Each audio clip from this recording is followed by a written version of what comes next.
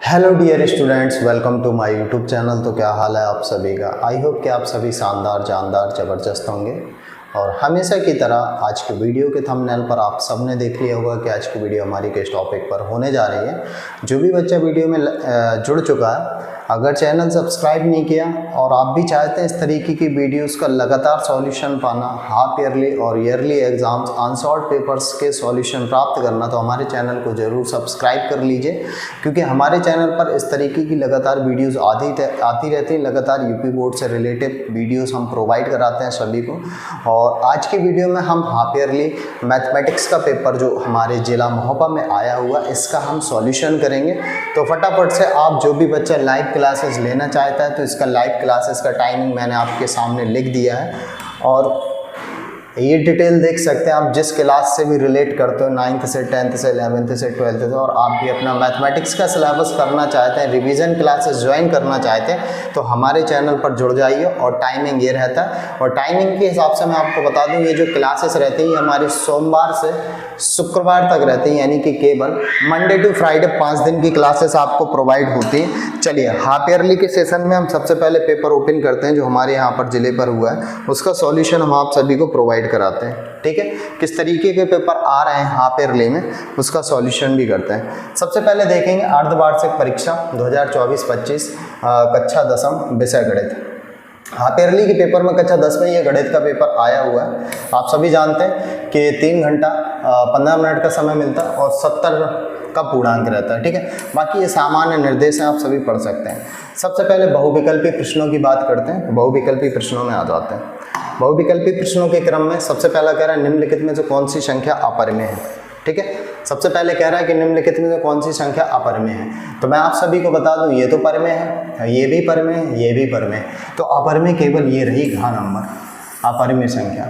ठीक है, क्योंकि परिमेय संख्या शांत या अशांत दशमलव 2 प्रकार की होती है, जबकि अपरिमेय संख्या का जो क्रम होता है ना, वो नॉन सीक्वेंस में जाता है। देखिए 1 4 1 4 4 1 4 4 अपरिमेय संख्या।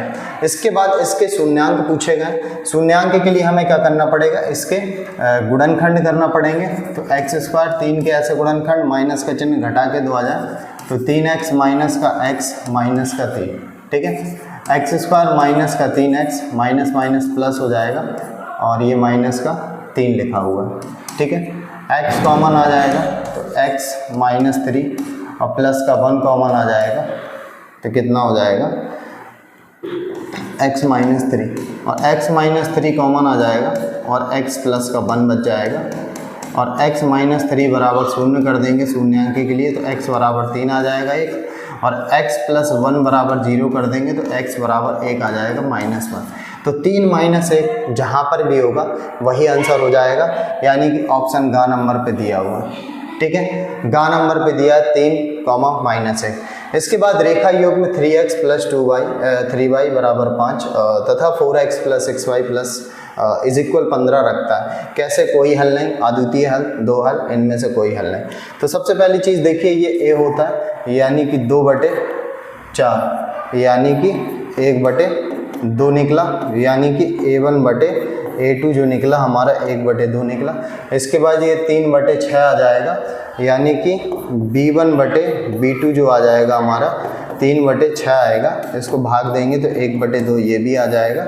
इसके बाद c1/c2 देखेंगे तो c1/c2 हमारा -5, क्योंकि इस तरफ पक्षांतर करके लाते हैं, और -15, माइनस कटने के बाद 1/3। तो निष्कर्ष क्या निकला कि a1/a2 equal b1/b2 does not equal c1/c2।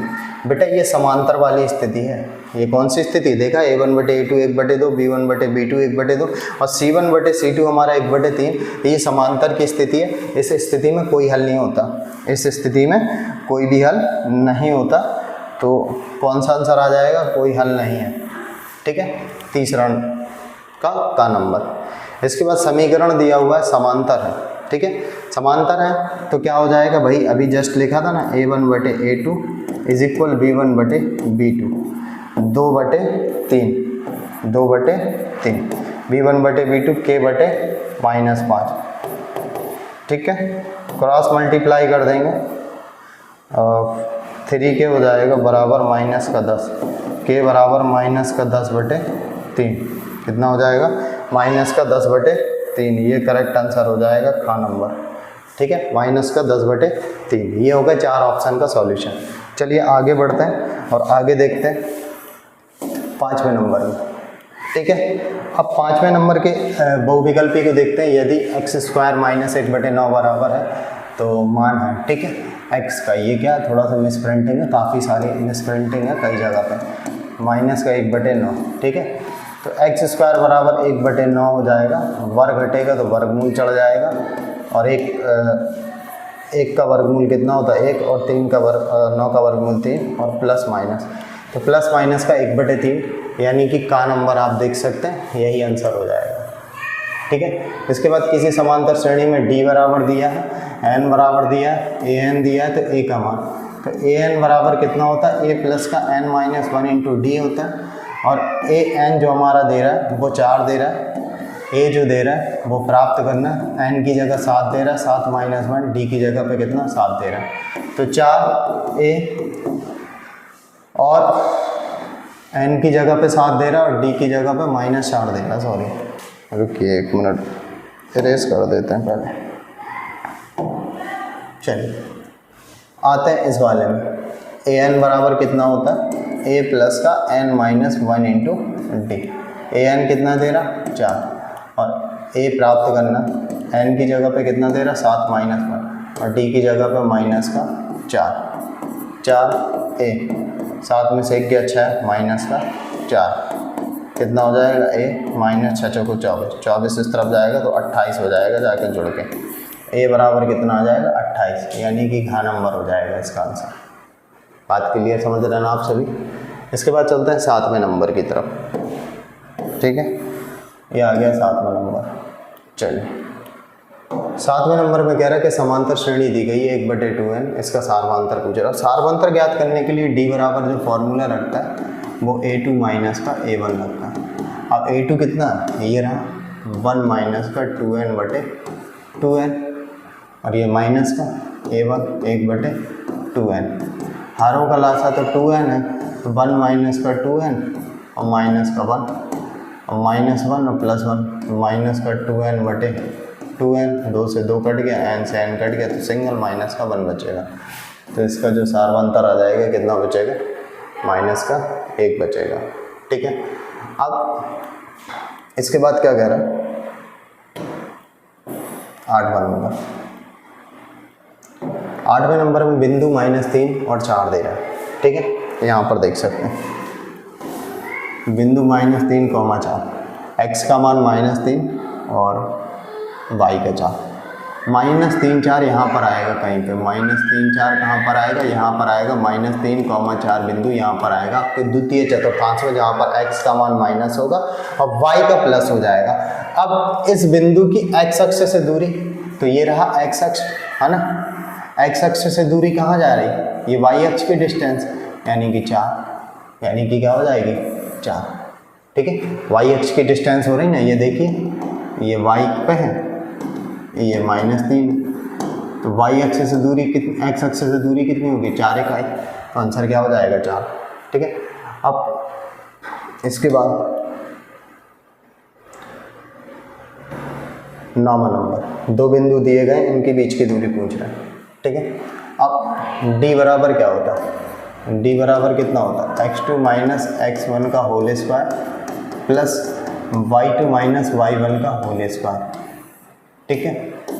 अब x2 कितना रहा, x2 तो ये रहा 5, x1 कितना रहा -1, तो +1 का स्क्वायर हो जाएगा, y2 कितना रहा 2, -3 का स्क्वायर हो जाएगा, 5 और 1 6, 36 हो जाएगा, ये -1 का स्क्वायर, कुल मिला के 37 हो जाएगा, d की जो वैल्यू हो जाएगी 37 हो जाएगी अंडर रूट के अंदर, तो ऑप्शन खा हो जाएगा, ठीक है।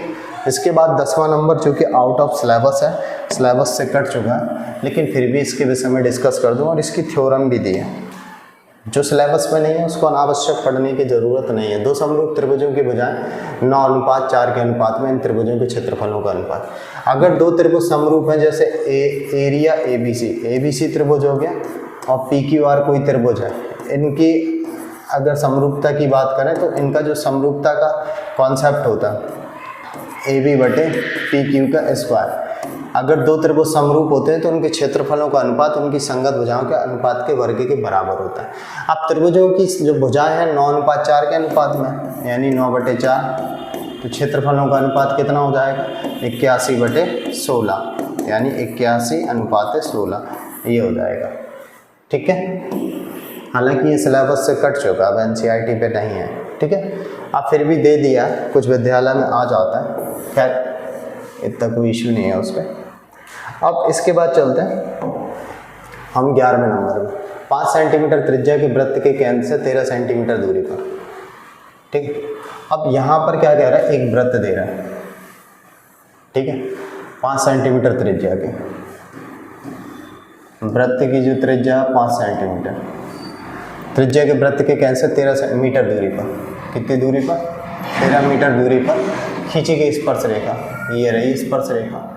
अब स्पर्श रेखा और त्रिज्या एक दूसरे पर लंब होती है, तो ये रही स्पर्श रेखा, सपोज कर लो एक्स मान लो, इसके सामने का ये रहा कर्ण ओ ए बी। पाइथागोरस प्रमेय लग जाए, क्योंकि वृत्त की त्रिज्या और स्पर्श रेखा दोनों परस्पर लंब होती हैं।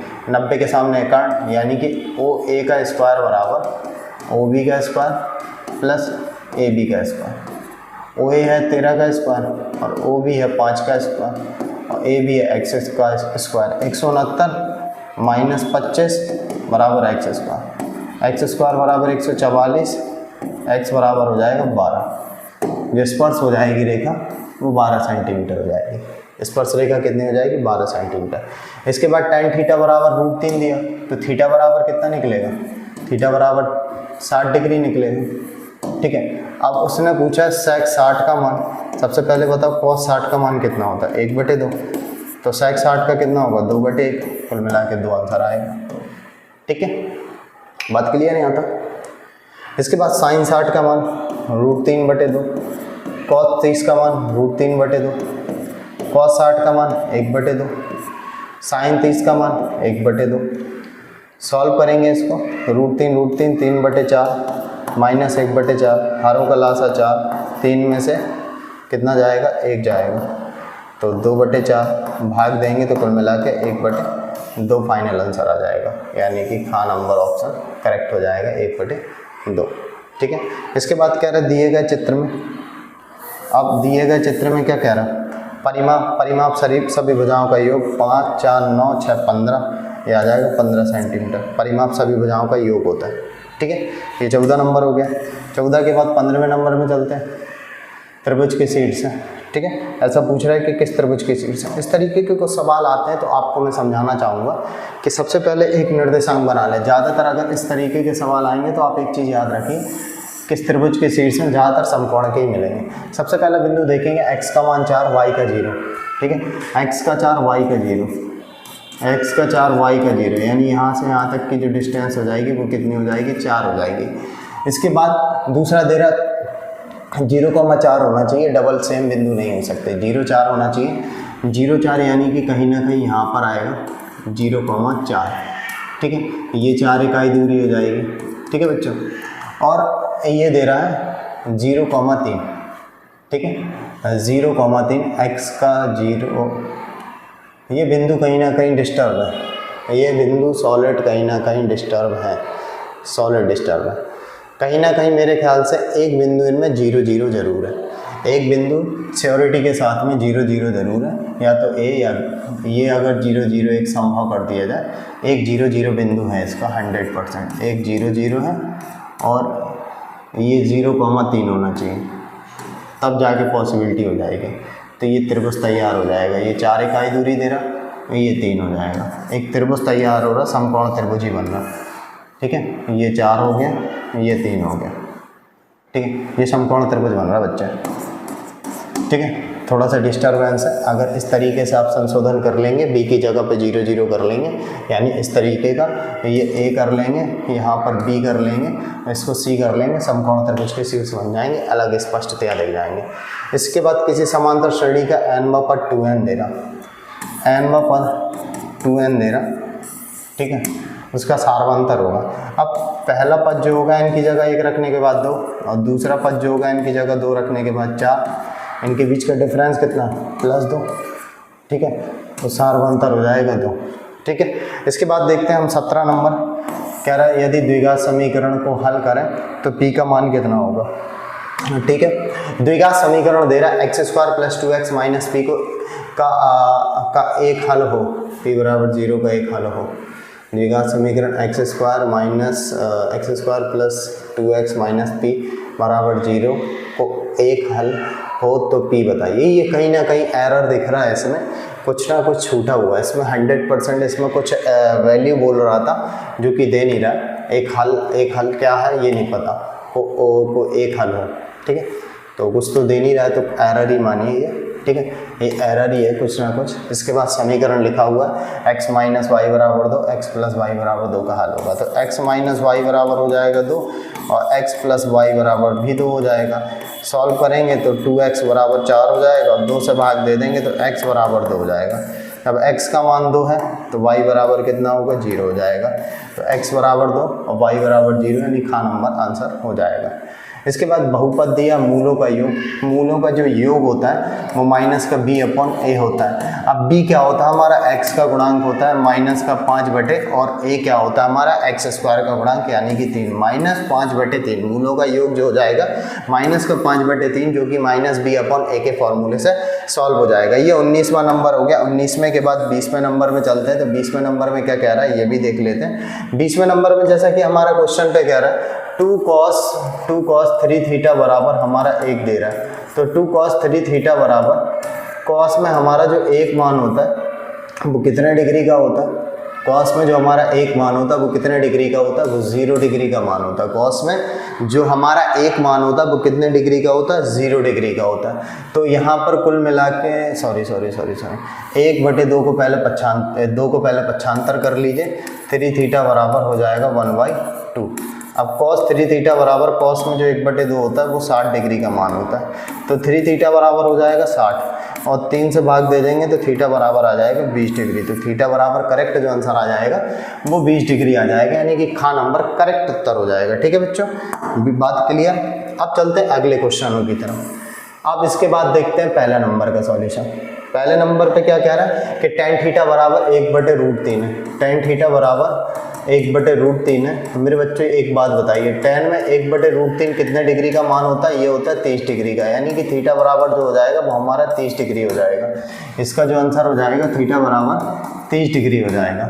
इसके बाद ये देखेंगे इसका जो मान होगा वो 1 आएगा, हालांकि ये सिलेबस में है नहीं है, लेकिन फिर भी किस तरीके से करेंगे तो यहाँ पर देख लीजिए tan 27 डिग्री और sec 63 डिग्री। ठीक है, और 27 को जो लिखते हैं वो लिखते हैं 90 माइनस का 63 लिख सकते हैं, इंटू sec 63 लिख सकते हैं। ठीक है, इसके बाद हम क्या करेंगे, इसके बाद क्या करेंगे, क्योंकि फॉर्मूला होता है tan 90 minus theta, tan 90 minus theta बराबर जो होता है वो होता है cot थीटा।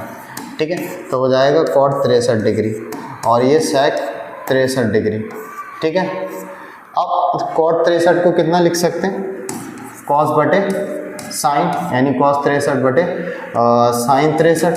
ठीक है, इनटू sec नीचे आ जाएगा तो cos 63 हो जाएगा, cos 63 से cos 63 कट के 1 बटे साइन 63 डिग्री हो जाएगा। इसको सॉल्व करेंगे तो हो जाएगा cosec 63 डिग्री।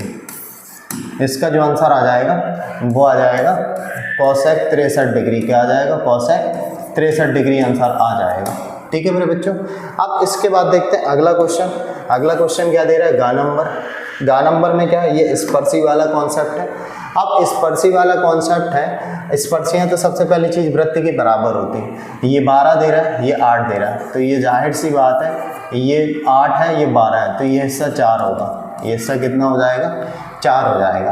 अब ए बी कितना होगा ये कन्फर्म नहीं है ना, ए बी कितना होगा ये कंफर्म नहीं है। वृत्त की फिलहाल में स्पर्शियाँ बराबर होते हैं।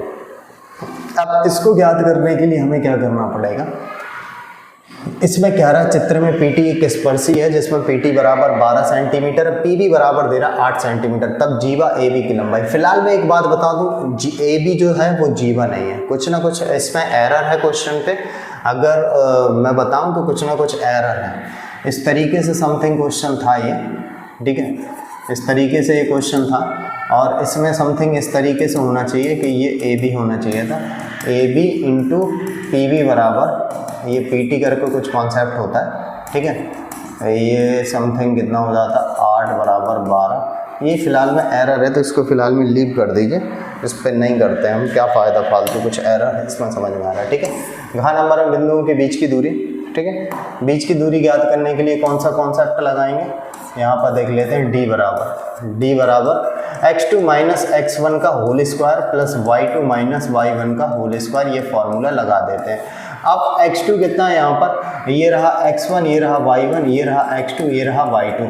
अब x2 कितना 7 माइनस का 5 आ रहा तो प्लस का 5 का स्क्वायर कर देंगे, y2 जो है माइनस का 2 है, y1 कितना है 2, ठीक है। 7 5 12 का होल स्क्वायर, ये माइनस 4 का स्क्वायर हो जाएगा, 12 का स्क्वायर हो जाएगा 144 और 4 का वर्ग हो जाएगा 16।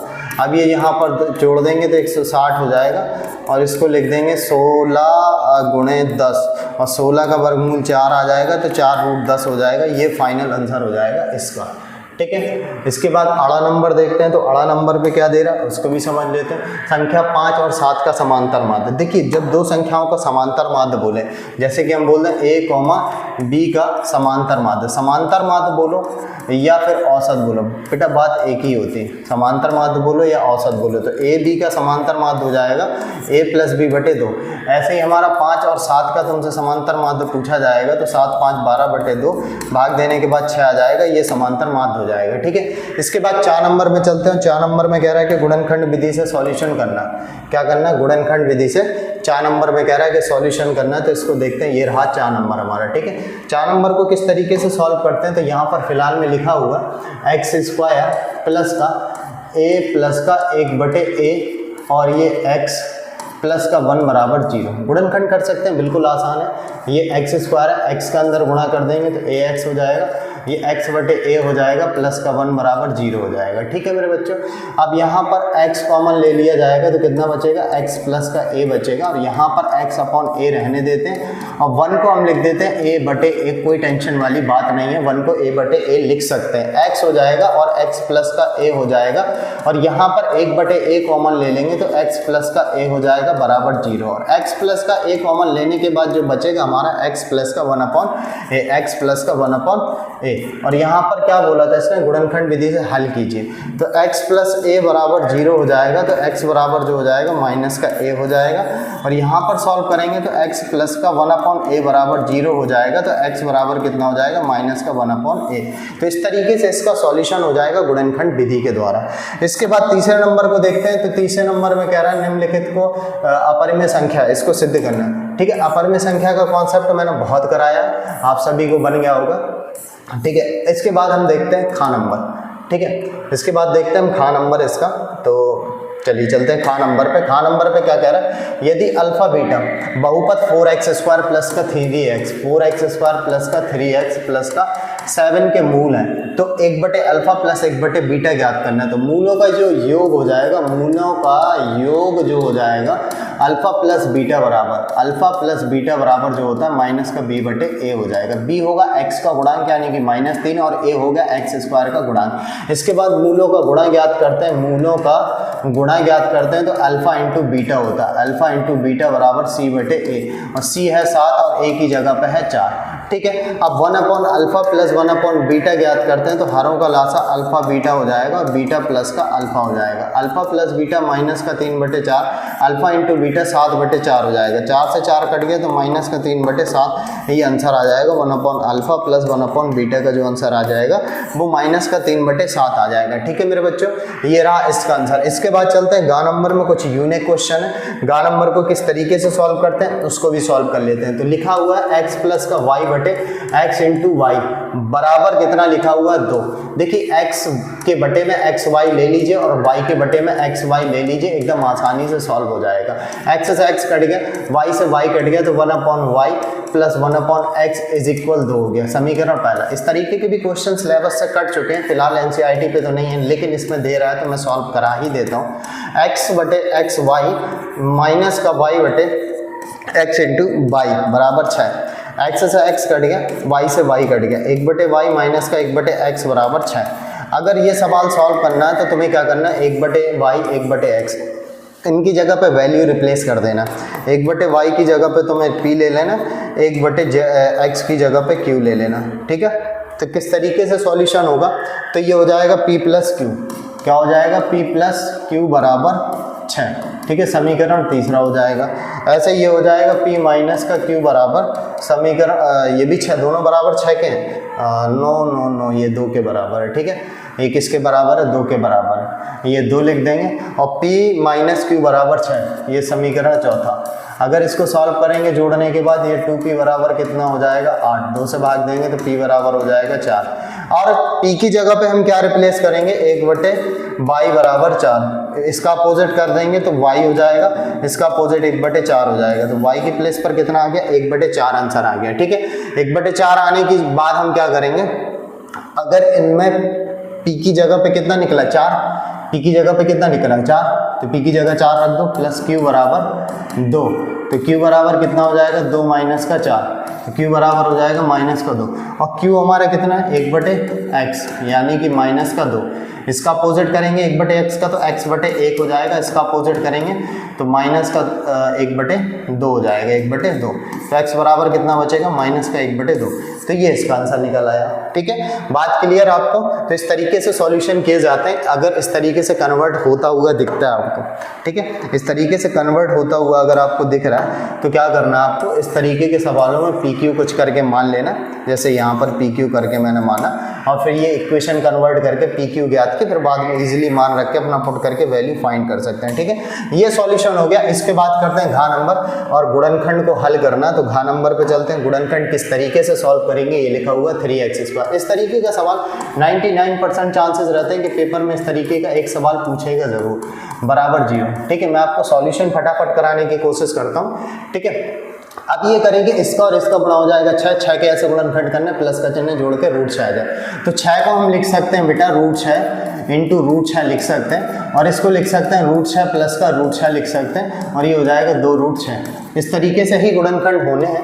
3x² माइनस का √6x प्लस का √6x हो जाएगा, ठीक है, जोड़ के 2 √6x हो जाएगा, प्लस 2 बराबर 0। इसके बाद 3x² माइनस का √6x हो जाएगा, माइनस का √6x प्लस का 2 बराबर 0। अब यहाँ पर 3 लिखा हुआ है, इसको √3 × √3 लिख सकते हैं, और ये x², इसको 3 × 2 लिख सकते हैं x, इसको भी ऐसे ही लिख सकते हैं, 3 × 2 x लिख सकते हैं, और 2 को कितना लिख सकते हैं, √2 × √2 = 0। अब यहाँ पर देख सकते हैं √3 कॉमन आ रहा है, और x बचेगा कितना, √3 एक निकल गया तो एक √3 और एक x, √3 निकल गया तो √2x बचेगा।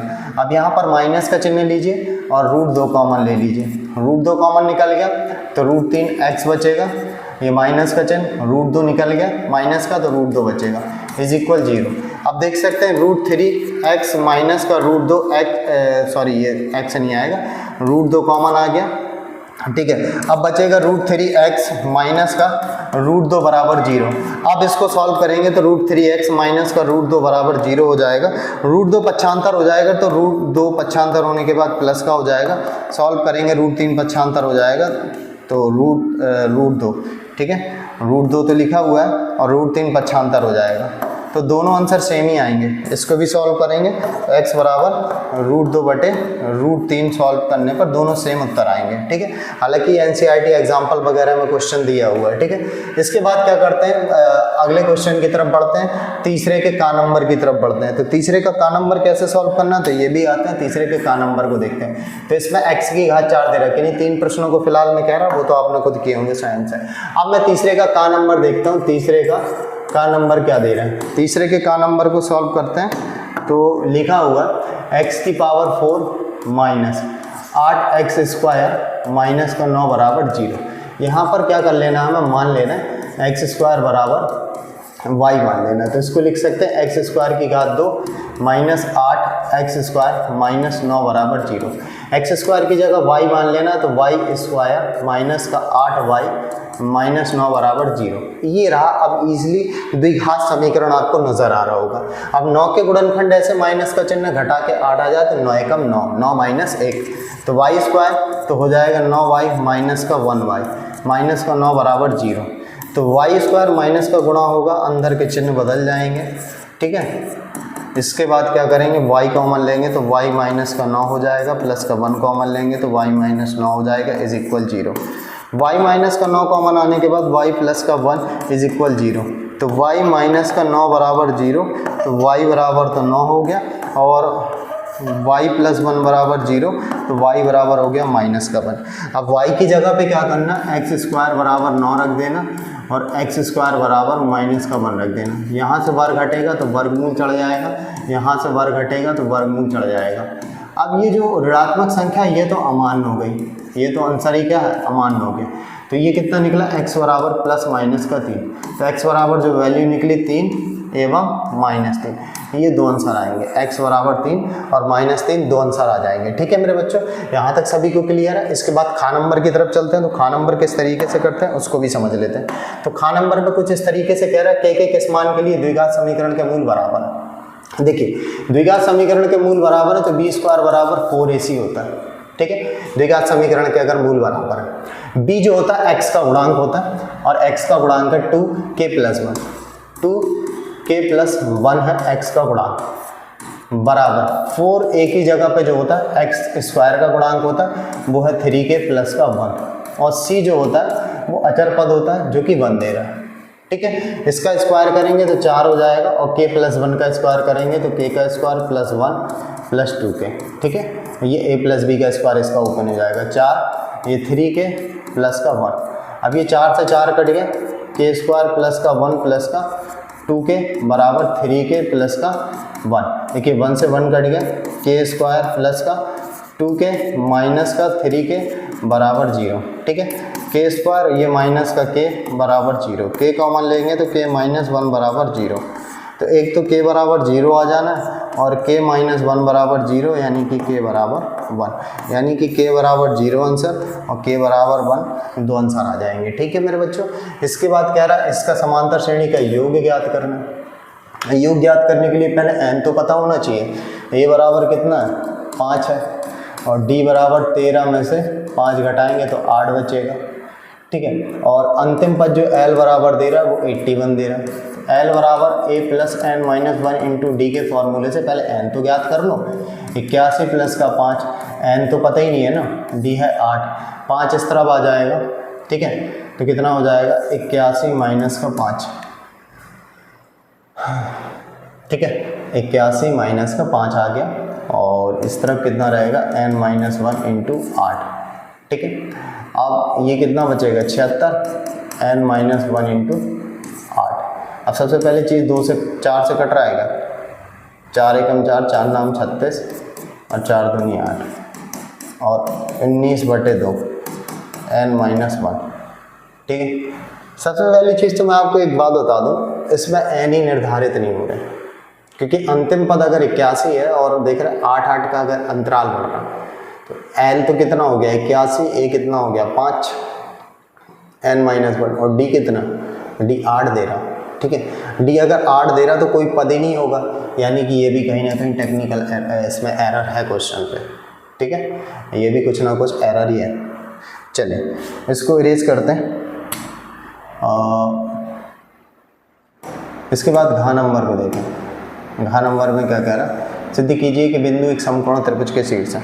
ठीक है, अब ये समकोण त्रिभुज के शीर्ष किस तरीके से हो जाएंगे, चलिए इसको अगर त्रिभुज के अकॉर्डिंग रख दें, त्रिभुज के अकॉर्डिंग इन बिंदुओं को रख दें कि 8 4, ठीक है, और 5 7। ठीक है, इस तरीके से जिसने भी किया होगा, और ये इस तरीके से हम क्या करते हैं a b c मान लेते हैं इसको। ठीक है, a b अगर ज्ञात करते हैं तो x2 माइनस x1 का होल स्क्वायर और y2 माइनस y1 का होल स्क्वायर। मैं फटाफट आपको सॉल्यूशन प्रोवाइड करा रहा हूँ। ठीक है, अब x2 जो हो जाएगा वो हो जाएगा 5 माइनस 8 का होल स्क्वायर, y2 हो जाएगा 7 माइनस 4 का होल स्क्वायर। अब ये बचेगा माइनस 3 का स्क्वायर बचेगा, और ये भी 3 का स्क्वायर बचेगा, 9 9 18, अंडर रूट 18। ए बी बराबर कितना आ गया, अंडर रूट 18।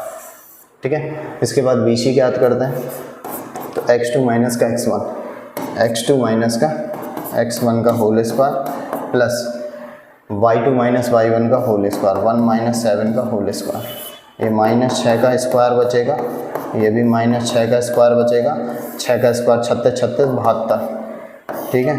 तो BC बराबर जो आ जाएगा √72 बच जाएगा, ठीक है। इसके बाद CA ज्ञात कर लेते हैं। CA ज्ञात करते हैं, x2 माइनस x1 यानी 8 + 1 का होल स्क्वायर, x2 माइनस का x1 और y2 माइनस y1 4 माइनस 1 का स्क्वायर, ठीक है। अब CA बराबर कितना हो जाएगा 81, 9 का वर्ग 3 का वर्ग 9, CA बराबर कितना हो जाएगा 90। यहाँ पर देख सकते हैं कहीं ना कहीं C का स्क्वायर कितना हो जाएगा 90 और AB का स्क्वायर कितना हो जाएगा 18 और ये BC का स्क्वायर कितना हो जाएगा 72, यानी कि 90 18 + 72 ये 90। अतः तीनों बिंदु पाइथागोरस प्रमेय को सत्यापित कर रहे हैं, इसलिए तीनों बिंदु एक समकोण त्रिभुज के शीर्ष हैं। तीनों में पाइथागोरस कॉन्सेप्ट लग गया, इसलिए समकोण त्रिभुज के शीर्ष हैं, ठीक है मेरे बच्चों। और इसके बाद ये क्वेश्चन पता नहीं है क्या एरर है क्या नहीं है, कुछ समझ में तो आ नहीं रहा। इसमें भी देखिए मुझे कुछ समझ में नहीं आया था, और ये जो प्रमेय है ये हालांकि सिलेबस से कट चुकी है, ठीक है। तो इस पर हम बात नहीं करेंगे, हम 5वें नंबर पे चलते हैं और 5वें को और का खा को हम करते हैं थोड़ा अच्छे तरीके से, ठीक है। इसको हम यहाँ पर क्या कर लेते हैं, क्रॉप कर लेते हैं, चलिए आते हैं क्रॉप कर लेते हैं। बस इतने ही क्वेश्चन हो गया यार, और क्या है। बाकी अगर किसी को कोई डाउट हो, कोई क्वेश्चन हो सकता है कि आंसर ना मैच कर रहा हो तो कमेंट कर देना। मैंने अपने अकॉर्डिंग तो सब फिलहाल में आप सभी को सही तो बता ही दिया। बाई चांस होता है यार जल्दबाजी में कभी कभी मेरे से भी हो सकता है, बट होगा नहीं। का नंबर 8 अंडर रूट में कितना लिखा x बटे x प्लस का 3 माइनस x प्लस का 3 बटे x बराबर 2 को हल करो। यहाँ पर देखो दोनों चीज़ एक ही है, देखिए यहाँ पर दोनों एक ही चीज़ देख रहे हैं ना। तो यहाँ पर क्या कर लेंगे, माना x बटे x प्लस 3 बराबर y मान लिया, तो 8 अंडर रूट y हो जाएगा, और ये अपोजिट हो गया 1 बटे y हो जाएगा बराबर 2, ठीक है। अब क्या किया जाएगा कि बटे में 1 लेके हरों का लासा रूट वाई को गुणा तो 8y और ऊपर 1 है, ठीक है, बराबर 2। तो 8y माइनस का 1 बराबर कितना हो जाएगा 2 रूट y, ठीक है। अब क्या करेंगे, 8y माइनस का 2 रूट y, ठीक है, माइनस का 1 लिखा बराबर 0, ठीक है। एक्चुअल क्या करते हैं, अगर इसको वाई स्क्वायर मान लेते तो और चीज़ें आसान हो जाती हैं। अगर इसको वाई स्क्वायर मान लेते तो चीज़ें और आसान हो जाती हैं और अच्छी हो जाती हैं। चलिए वाई स्क्वायर मान लेते हैं, चीज़ें और आसान हो जाती हैं, आसानी से सॉल्व हो जाती हैं। चलिए किस तरीके से इसको अगर वाई स्क्वायर मान लें, क्या दिक्कत है यार, मान लो ये 1 बटे वाई स्क्वायर बराबर 2, ये 8y हो जाएगा माइनस का 1 बटे वाई, क्योंकि 1 का वर्गमूल 1 वाई स्क्वायर का y बटे में 1 लेके हरों का लासा y, इन दोनों का गुणा 8y स्क्वायर माइनस का 1 बराबर 2, क्रॉस मल्टीप्लाई कर देंगे 8y स्क्वायर माइनस का 1 बराबर 2y। अब 2y इस तरफ आ जाएगा, यानी कि 8y स्क्वायर माइनस 2y और माइनस का 1 बराबर 0। अब 8 के ऐसे गुणा करने हैं, माइनस का चलना है, घटा के 2 आ जाए, 8 दूनी 4 दूनी 8, ठीक है। 8y स्क्वायर 4 दूनी 8, 4y माइनस का 2y, गुणनखंड कर दिया। अब 8y² माइनस का 4y माइनस माइनस प्लस का 2y माइनस का 1 बराबर 0। अब 4y कॉमन लेने के बाद 2y बचेगा माइनस का 1 और दोनों में प्लस का 1 ले लेंगे तो 2y माइनस का 1 बराबर 0। अब 2y माइनस का 1 कॉमन आने के बाद 4y प्लस का 1 इज इक्वल 0, तो 2y माइनस 1 बराबर 0, 2y बराबर 1, y बराबर 1/2 और ये 4y प्लस 1 बराबर 0, 4y बराबर माइनस का 1, y बराबर माइनस का 1/4। अब हमें पता है कि हमने x की प्लेस पे क्या माना, y की प्लेस पे क्या था, y की प्लेस पर हमारी ये वैल्यू थी, हालांकि y² की प्लेस पर, ठीक है। दोनों पक्षों का वर्ग करने पर क्या करते हैं, दोनों पक्षों का वर्ग करने पर कौन सा लेते हैं सबसे पहले हम लेते हैं y बराबर 1/2 और लिखेंगे दोनों पक्षों का वर्ग करने पर, दोनों पक्षों का वर्ग करने पर, ठीक है। y² रखना ना, तो y² और 1/2 का स्क्वायर। अब y² की प्लेस पर कितना रख देना, x प्लस 3 बराबर 1/4। कैसे गुणा कर दीजिए तो कितना हो जाएगा 4x और ये कितना हो जाएगा x प्लस 3 4x, x पक्षांतर होगा माइनस का हो जाएगा, ये भी 3x बचेगा बराबर 3 से 3 कट गया तो x बराबर सबसे पहले मान आ गया 1, ठीक है। पुनः इसको यूज़ करेंगे, y बराबर माइनस का 1/4, यहाँ पर भी वही लगेंगे कि दोनों पक्षों का वर्ग करने पर, दोनों पक्षों का वर्ग करेंगे तो y का स्क्वायर बराबर माइनस 1/4 का स्क्वायर, ठीक है। y का स्क्वायर और 1/4 का स्क्वायर यानी कि 1/16, ठीक है, 1/16 और y² की प्लेस पर x/x प्लस 3, x प्लस 3 बराबर 1/16। कैंची गुणा कर देंगे तो 16x बराबर कितना हो जाएगा, x प्लस का 3 हो जाएगा और ये 16x माइनस का x पक्षांतर हो जाएगा 3, 15x बराबर 3 और 3 × 15, 15x बराबर 1, तो x बराबर 1/5। ये आंसर हो जाएगा, ठीक है। इस तरीके से इसका भी सॉल्यूशन हो जाएगा। आई होप कि सबको समझ में आ गया होगा।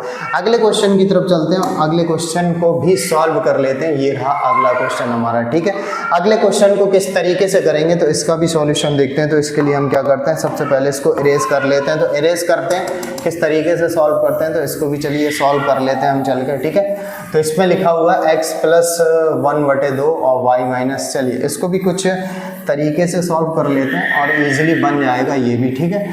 चलिए सॉल्व करते हैं इसको, किस तरीके से सॉल्व करते हैं तो इसको भी चलिए मान लेते हैं। यहाँ पर क्या करते हैं, माना x प्लस 1/2 बराबर p मान लिया, दोनों ही पे तो दे रहा है, नो भाई ये थोड़ा सा डिफरेंट क्वेश्चन है, सॉल्व करना पड़ेगा भाई, इसको सॉल्व करना पड़ेगा। रुकिए 1 मिनट। लिखा कितना है, x plus 1/2 plus y minus 1/3 बराबर 8। हरों का लासा आएगा 6, ठीक है। 2 से भाग देंगे 3 बार तो 3x प्लस का 1 और 3 से भाग देंगे 2 बार तो y माइनस 1 बराबर 8 हो जाएगा और ये 6 था, ठीक है। 3x प्लस का 3 और ये 2y माइनस का 2 और 8 × 48, कैसे गुणा हो जाएगा ना, बटे में 1 लेके 8 × 48 हो जाएगा। 3x, ये 3x हो जाएगा और प्लस का 2y हो जाएगा, प्लस माइनस घटने के बाद 1 बच जाएगा बराबर 48 हो जाएगा। तो 3x प्लस का 2y बराबर कितना हो जाएगा, 48 माइनस का 1 हो जाएगा। 3x प्लस का 2y बराबर जो हो जाएगा वो बचेगा 47, समीकरण पहला हो जाएगा। इसके आगे जो सॉल्यूशन करते हैं इसको भी सॉल्व कर लेते हैं। तो ये किस तरीके से होगा, तो x माइनस 1/3 प्लस का y प्लस 1/2 बराबर कितना हो जाएगा 9। हरों का लासा 6 हो जाएगा तो 3 से भाग देंगे 2 बार तो 2x माइनस का 1 हो जाएगा, ठीक है। इसके बाद देखेंगे 2 से भाग देंगे तो 3y प्लस का 1 बराबर कितना हो जाएगा, बराबर 9, ठीक है। ये 2x माइनस का 2, 3y प्लस का 3 और 9 × 54, इनका आपस में गुणा हो जाएगा। ये हो जाएगा 2x प्लस का 3y हो जाएगा, 3 में से 2 गया तो प्लस 1 बराबर कितना हो जाएगा, 54 हो जाएगा। तो 2x प्लस का 3y बराबर कितना हो जाएगा, 54 माइनस का 1, तो 2x प्लस का 3y बराबर कितना हो जाएगा, 53 हो जाएगा, ठीक है। कुछ इस तरीके से आ जाएंगे दोनों समीकरण। बस इन समीकरणों को आपको सॉल्व करके बताना है कि किस तरीके से सॉल्व किए जाएंगे। तो आप जो भी मेथड लगाना चाहें अपना मेथड यूज कर सकते हैं। तो हम करते हैं फिलहाल में उनके कोई भी मेथड लगा सकते हैं, वो मैंने आपको बता दिया। ठीक है, अब इसको सॉल्व करने के लिए हम क्या करते हैं, यहाँ पर हम 2 से गुणा करते हैं तो ये 6 हो जाएगा, और यहाँ पर 3 से गुणा करते हैं तो ये भी 6 हो जाएगा। 2 से 3 से गुणा कर देंगे, 2 से गुणा करेंगे, यहाँ पर कितने से गुणा कर देंगे, 2 से गुणा कर देंगे तो 6x हो जाएगा। कितना हो जाएगा, 6x हो जाएगा।